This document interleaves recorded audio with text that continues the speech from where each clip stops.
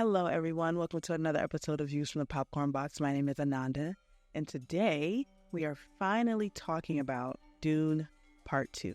Dune Part 2 is the second installation in the Dune franchise, directed by Denis Villeneuve. I say franchise because I'm assuming there will be more. This film picks up right where the last film left off. Paul Atreides unites with Shani and the Fremen while seeking revenge against the conspirators who destroyed his family. This film left me really excited and giddy. Epics always tend to bring out the movie nerd inside of me. The breathtaking composition, the exciting fight scenes, the corrupt character arc. It was a ride, and some may even call it a masterpiece. Let's talk about it. Since this film is a larger-than-life story, I don't think it's something to watch often. But when I left the theater, I wanted to watch it again. Especially in the theater. After not watching Oppenheimer in the theater, I now realize how blasphemous it is to watch an epic on a small screen for the first time. The story gives me such mixed feelings. Although this film is a part 2, it can stand on its own, but I can tell that this film is based on a book because there are some things that seem to just happen with what feels like no setup. I will praise this film for showcasing a lot more action than the first one. And even though the pacing was a little wonky at times, I didn't find myself constantly checking my watch and seeing how long I was in the theater for. I enjoy the themes of vengeance, politics, and power. The idea that the prophecy is something being told to the Fremen in efforts to control and enslave them is mentioned, and aside from Shani's character, there is rarely any pushback on it. Is he walking down a path that was destined for him? Or a path that was thoughtfully constructed for him? It's almost as if Paul has no choice over the way his life ends up, as if he's a pawn, and in the first half, he rejects it until inevitably he becomes exactly what he was afraid of, much like the Michael Corleone arc in The Godfather. My favorite part of this film was the cinematography. There were moments where I audibly gasped and thought to myself, this is cinema.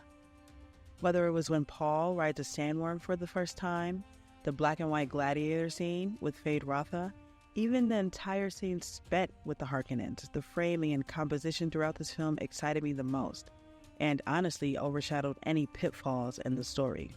There are a lot of different players in this film, and I think the sound helped as a through line. I was present with Paul and the Fremen as he was proving himself, present with the Harkonnens, present with Lady Jessica and her womb. The sounds pull you in and they keep you there.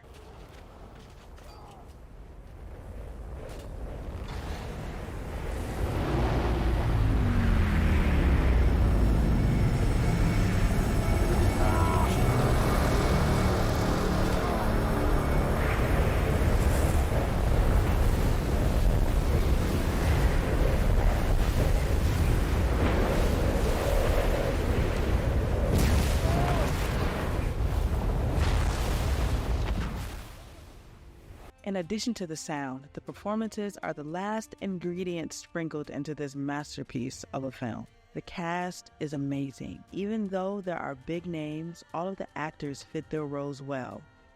No one feels bigger than their character, except maybe Christopher Walken. Austin Butler shines as a true psychotic villain. Zendaya brings an intriguing duality to Shani's character, both a skeptic of prophecy and protector of her people, but also a lover and supporter of who Paul is at the core. She endures an internal battle that is subtle but impactful.